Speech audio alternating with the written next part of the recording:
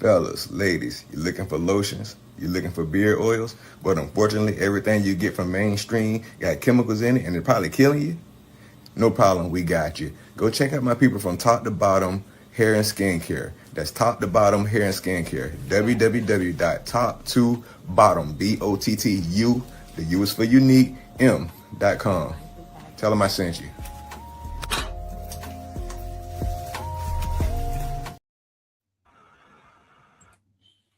Good evening, everyone, and thank you for tuning in to this week's episode of Unfiltered Sports. Today, we're going to talk about no whistle. No whistle, meaning when refs are gone, the truth comes out. A brutally honest segment where hosts say what they can say during highlights and not worry about, just the political craziness of the coverage that is being posted on TV. So we get to talk about things like highlights, press conferences, the league friendly coverages, no spinoffs, no narratives, just facts, film, and feeling. So today on Unfiltered Sports, like I said, we're going to talk about the no whistle.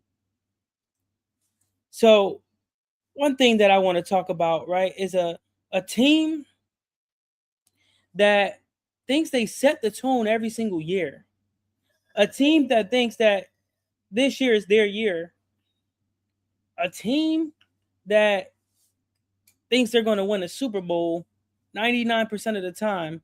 But when it comes down to playoffs, they choke artists. This team isn't unlucky, they're just undisciplined. We all know who I'm talking about. We talk about the Dallas Cowgirls and how they're undisciplined, unrealistic, and how we think that this year is always this is always their year. And how they think that they're going to win a Super Bowl. And if you think that any fans in the NFL is delusional, it is the Dallas Cowgirl fans. They are delusional. They thought that all because they had a 1% chance of making it to the playoffs, that they were actually going to make it into the playoffs. They were praying that the Eagles would actually lose out the last 5 games of the season and they would win out so that way they can make it into the playoffs. But we talking playoffs where superstars are born. Playoffs where legacies are made. We're talking playoffs where the underdogs can come out on top with a win. That's what we're talking about. And on the topic of playoffs, I find it very interesting to look at the teams that are in the playoffs for the NFL. When we talk about the NFL playoffs, right, I really, really like the matchup on Monday night, the Pittsburgh Steelers versus the Houston Texans. That right there, I think is going to be a great matchup in the NFL playoffs. Honestly speaking, I want Houston to win because all those Steeler fans that are out there that are thinking that they all because they got Aaron Rodgers that they might even win a Super Bowl, doubtful. Y'all still got to get through Buffalo, maybe even Jacksonville if they beat Buffalo. You still got to get through New England, maybe the Chargers. I just highly doubt that the Steelers are really going to come and upset the Houston Texans. The Houston Texans started off their season very poorly, and they turned it around, and they're doing it very well. I just don't think that Aaron Rodgers has much left in the tank to even lead this team into the playoffs to beat an underdog team like the Houston Texans. Now, for all you Steelers fans out there, man, I feel sorry for y'all. I really do feel sorry for y'all. Because y'all might just make it into this wild card round and get out. But let's put this out there. If the Steelers don't win versus the Texans, Do they jump on the bandwagon and fire their coach as well? With Mike Tomlin losing in the wild card round, is his job on the hot seat or not? Honestly speaking, with the fact that the Ravens fired their head coach, the Dolphins fired their head coach, the Browns fired their head coach, I honestly think that if they don't make it past the wild card round, even winning a Super Bowl, that it's time for Mike Tomlin to call it a career and retire. Get him up out of there. Speaking of other coaches that got fired, the Raiders fired their coach as well. Pete Carroll, I just think it was time for him to just hang it up in general. I think he started to lose it a little bit when he decided that he was going to be in the Super Bowl versus Tom Brady at the 1 yard line with arguably the best running back in the NFL at the time. And you want to pass it? You want to pass the ball. You had every opportunity to run and get that touchdown and defeat Tom Brady. That's crazy. Now, when we look on the NFC side of things, I really, really, really, really want to see Carolina upset the Rams. I want to see the Panthers upset the Rams. I know it's a slight chance that happens, but I really want to see Carolina upset the Rams. I want to see people get frustrated that their team got knocked out by the rain or by the not by the Rams, but by the Panthers. Like the Panthers. Y'all sleeping on the Panthers right about now. I'm just saying. And I'm just saying, when we look at Green Bay versus Chicago, as much as I don't want to say this, and I don't like to say this,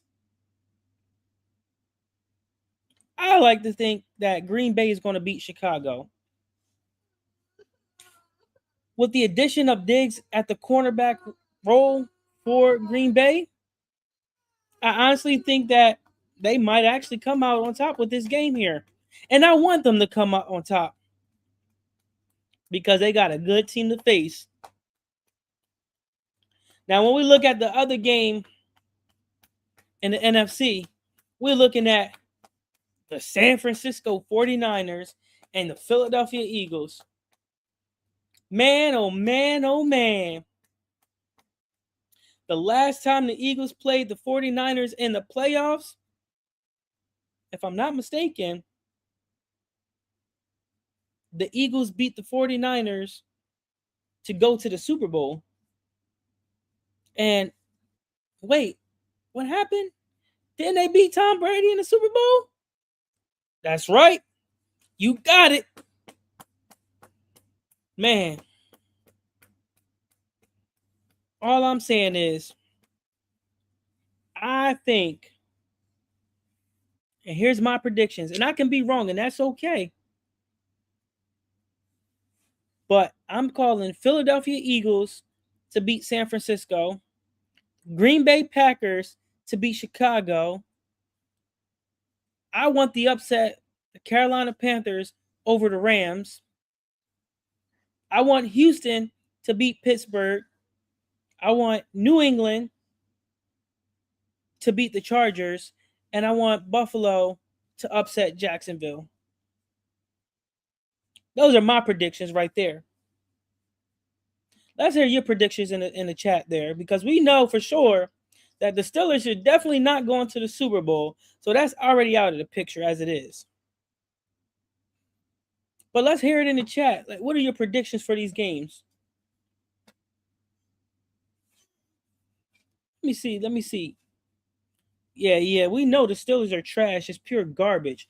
But we're talking about Buffalo versus Jacksonville. I'm not a huge Josh Allen fan, but I want Buffalo to beat Jacksonville. The reason I'm saying that is because I want Buffalo to go all the way to the Super Bowl and face The Philadelphia Eagles. That's my prediction. Eagles versus Bills, Super Bowl. Mm. I also like Eagles versus Patriots in the Super Bowl. Another rematch. It's tied 1-1 in the Super Bowl. Rematch could mean, one team takes the bragging rights over the other. That's all I'm saying, though. We know that if the Eagles beat the 49ers, they are definitely going to the Super Bowl. That's all I'm saying. And this is going to be a very upsetting wild card weekend. Very upsetting. Some people are going to go home crying. But you never know. It could be you. It could be you, Steelers. It could be you. Y'all got lucky. All I'm saying is for Steelers fans is y'all got so lucky that field goal went wide right and he missed it. That's how lucky y'all got. There's no way that game should have been that close. Y'all might need to take some lessons from the Eagles. I'm just saying, right? Because the Eagles have blocked field goals to win the game. The Eagles have blocked punts to win the game. What are the Steelers doing right now? Not that at all. Man, this is good. This is good. This is good. Man, yeah, listen, them scripts is crazy. I watched a video, speaking of scripts, and don't remember. It might have been in the Giants game. I could be wrong. It could have been the Raiders game. I don't remember. But I was watching a replay, and there was this dude wearing blue. He, before the play even started, signaled to the umpire of the game for a false start. When the play happened, you can see the tight end jump off sides. It was literally a false start. It is so scripted. Like, it's crazy. I wonder if we can find a copy of that script. Maybe it's leaked somewhere online. Might be interesting to be looking into.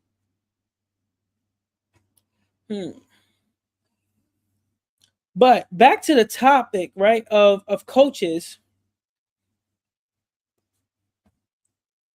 being terminated from their position. With Miami letting go their head coach, the Raiders letting go their head coach,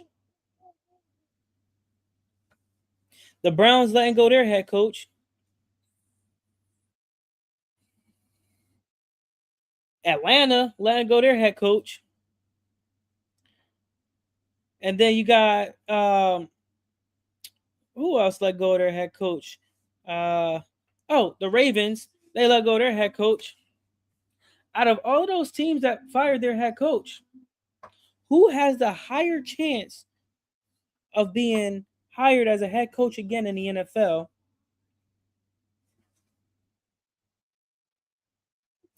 Honestly, just thinking about it, when I heard that the Ravens fired their head coach, I'm thinking he might go over to LA and work as a offensive coordinator, or maybe even a defensive coordinator or something alongside of his brother.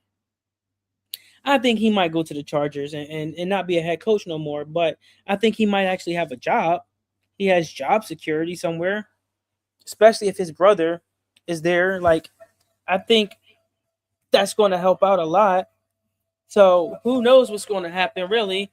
It's really going to be interesting to see how things are playing out and how things are really going to make a difference in this league, and how we're going to see the fact that it's going soft. This league is going soft. I really don't see much more hard heading anymore. Like I like it when Brian Dawkins would literally just hit someone and that person, like, not to wish injuries or anything on that person, but the person got hit so hard that he wouldn't even get up. After a while, it was like, man, he got put in a coma or something. I was like, that is crazy. So I'm like, dang, this is interesting. Very, very interesting. Then we got Ray Lewis, who out there doing the same thing. We don't even see that much anymore because people are afraid to hit or get hit because flags get thrown over the littlest things. One of the other things that I think is interesting too is that you can't really even touch the quarterback anymore. Man, I used to watch Troy Polamalu hop over, that offensive line and hit the quarterback. I used to watch how Brian Dawkins used to hit the quarterback. Ray Lewis, Ed Reed. These are some great players who actually played the game with passion, and they left their legacy on the field, and now it's being missed. The other thing is that these players are playing with these bigger helmets now. Like, the helmets is like that big, gigantic, with the padding around it and everything. That's crazy. Very crazy. Like, I don't understand it. Like, I guess it's supposed to protect their heads from CTE or something like that. But like, look how huge that thing is. Man, there's no way that fits around their helmet like that.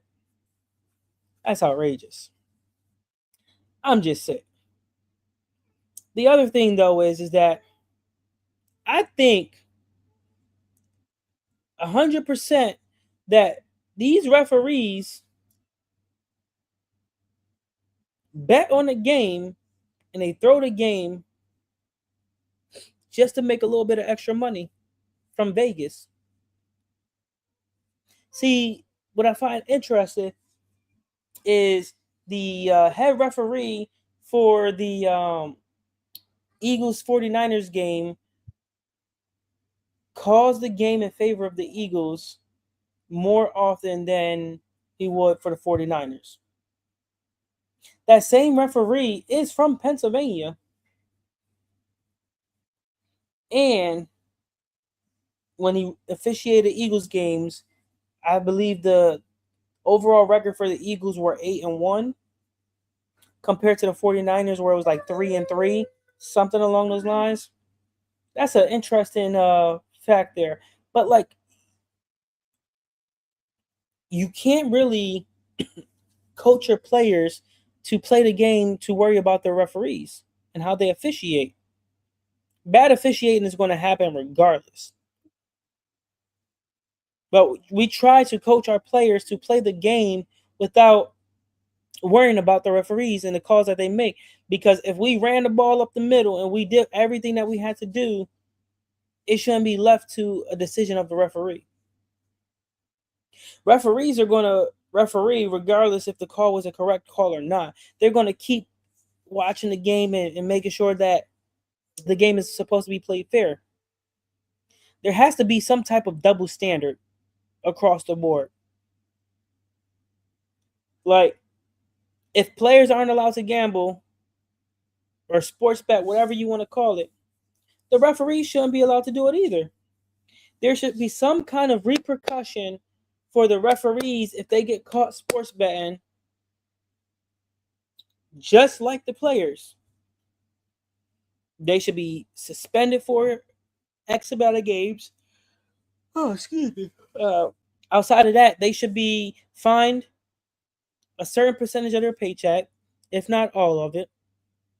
And they probably should be suspended from refereeing for the rest of the season if the suspension for 1 or 2 games isn't feasible enough. So that's just my personal intake on that. I think that there's a lot of coaches that are being protected by lame excuses. In my personal opinion, I believe the Eagles should fire their offensive coordinator and let him go out the door.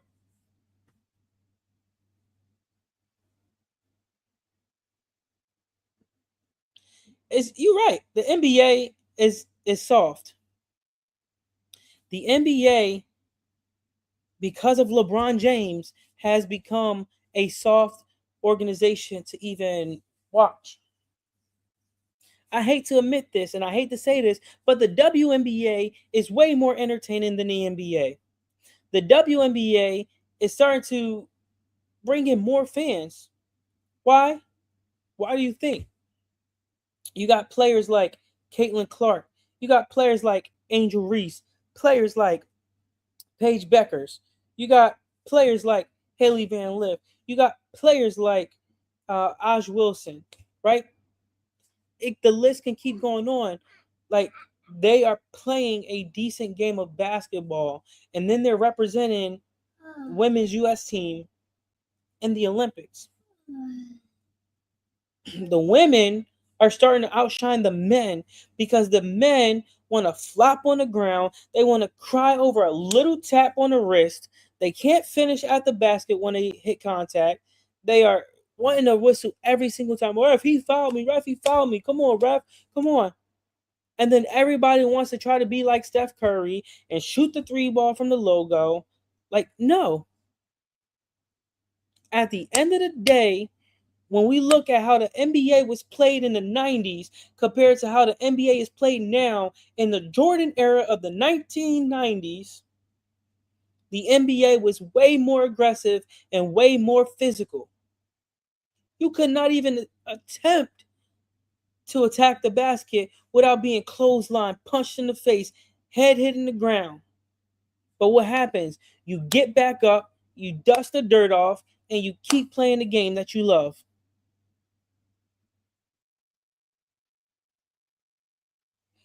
Nowadays, you got the opposite. I'm gonna shoot the three, and then I'm gonna flop down to the ground and try to get a and one or whatever it may be. Referees are watching. They're starting to catch on to the things that you're doing because you're not playing the fundamental game of basketball. You're playing the selfish game of basketball.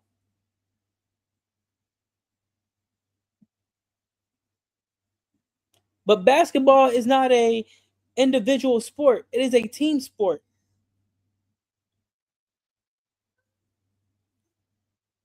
And just imagine playing against like Dikembe Mutombo, Charles Barkley, Shaquille O'Neal, Dennis Rodman, and you try to attack the basket and they just give you an elbow right to the face, or you just catch a mean right hook right to the face.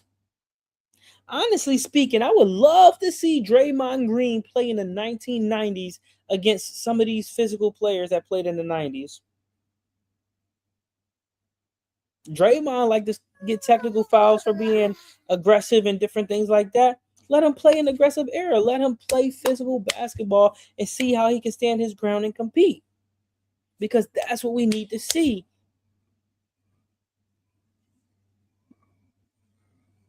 Man, just thinking about it, somebody gonna take my $1 million idea once I say this. But there needs to be like a basketball league where like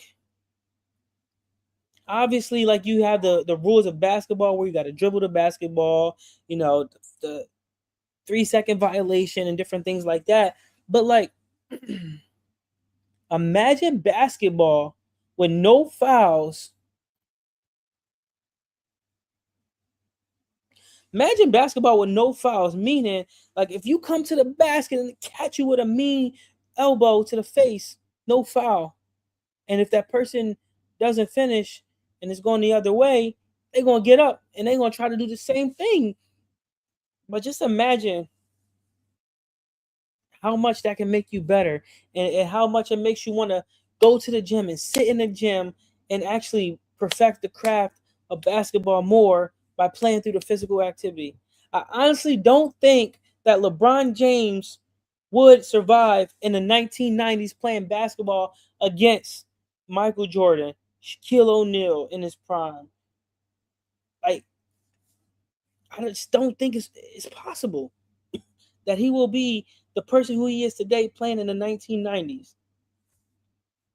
Because one little elbow to his face, elbow to the rib, whatever it may be, flopping to the ground and doing everything, and then he cries about it. He cries. He's a grown man jumping and stomping on the ground for what? You get paid millions of dollars to do what? Jump up and down and cry and pout about the call that didn't go your way? Like, come on.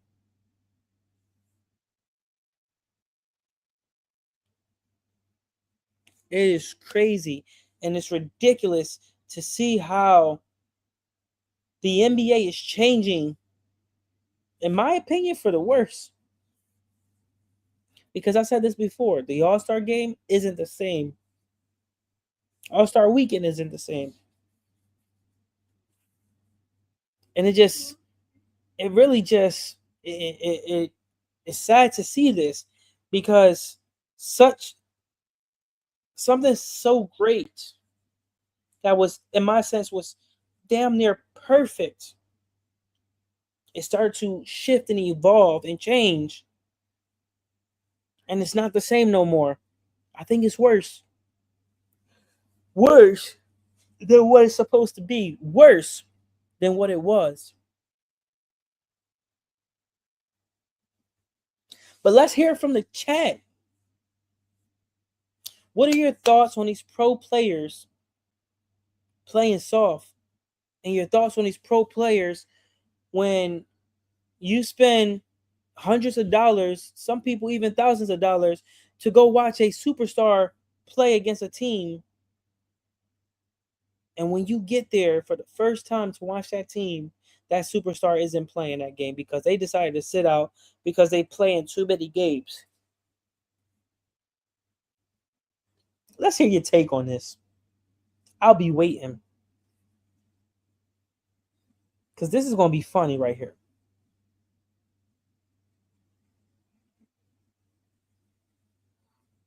Like, I don't know. These superstars these days think they just run the league, and Commish need to get it together. Commish need to step in and meet with these NBA players and put his foot down. I'm not saying that he not putting his foot down, but it's weak. It's not the same at all.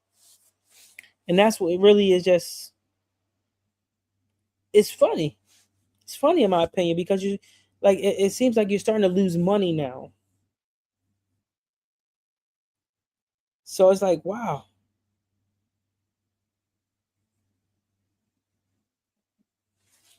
Honestly speak, let me backtrack really fast because it's just like I was looking at the word fan, and it's brought like it jogged my memory on something. We were talking about the Pittsburgh Steelers, and I seen the highlight, but one of the players from the Pittsburgh Steelers walked up to the fan and what it looks like to be punching him in the face or pulling that person's hair. Wow. Wow. Wow. Man, those Steelers, they just got to get it together because are you going to go over to the fan who had blue hair? He was a Lions fan. And because he called you by your full government name, you tried to Mike Tyson him. That's crazy. Like, that's insane. But we don't know the full story either. The fan could have been saying something derogatory to the player as well.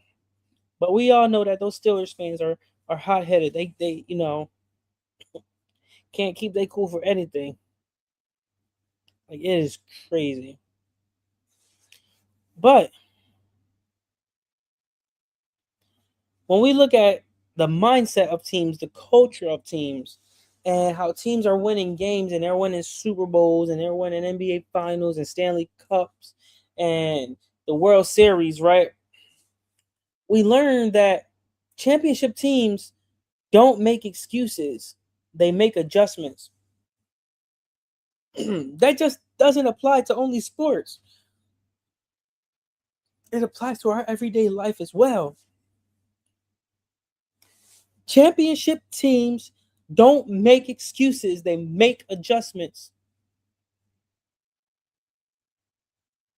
I just say that's crazy. Man, just think how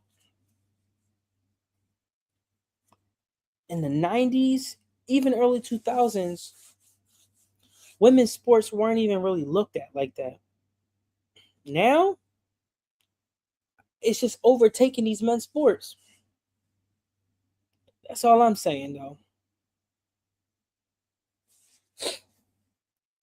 And just know that pretty soon, if the NBA keeps doing what it's doing and the NFL keeps acting soft as well, excuse me, guys, these women's sports are going to start taking over, and people are going to be more into women's sports than they are to these men's sports. And if I'm not mistaken, the cost to get into these women's sports are significantly cheaper than to get into the games for the men's sports.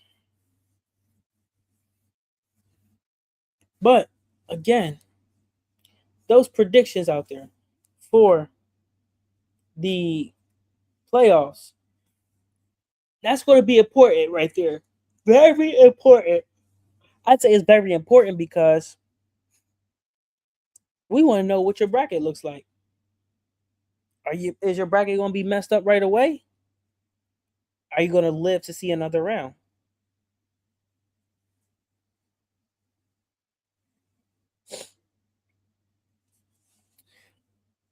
We already know that Denver clinched, so Denver will move on. But I'm picking Buffalo over Jacksonville. And then, like I said, I'm picking New England over Chargers. And then Houston over the Steelers. Then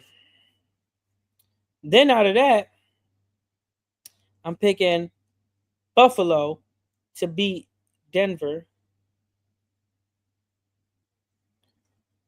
And then, like I said, I'm picking New England to beat Houston. And then, obviously, like I said, I want Buffalo to go all the way to the Super Bowl. And then we got Seattle that already clinched, but I want the Panthers to beat the Rams, the Packers to beat Chicago, and the Philadelphia Eagles to beat San Francisco. And then, as I said, I got San Francisco going, or not San Francisco, Philadelphia going all the way to the Super Bowl. That's just my picks and my intake on that one. So let's hear your intake or whatnot. Put it in the chat.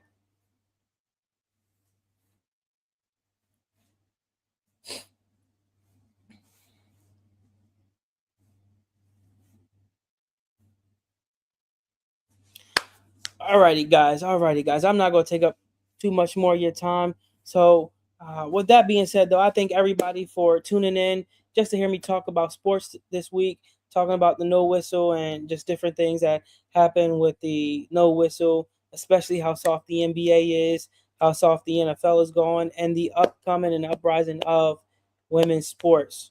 So, I appreciate you guys for tuning in. Thank you all for tuning in this week. I look forward to seeing you guys next week on Unfiltered Sports. And so, with that being said, you guys stay classy. You guys stay blessed. You guys have a great night. And I look forward to seeing you guys all next week. And remember, as always, go Dogs. Fellas, ladies, you looking for lotions? You looking for beard oils? But unfortunately, everything you get from mainstream got chemicals in it and it's probably killing you? No problem, we got you. Go check out my people from Top to Bottom Hair and Skincare. That's Top to Bottom Hair and Skincare. www.top2bottom, BOTTU, the U is for unique, M.com. Tell them I sent you.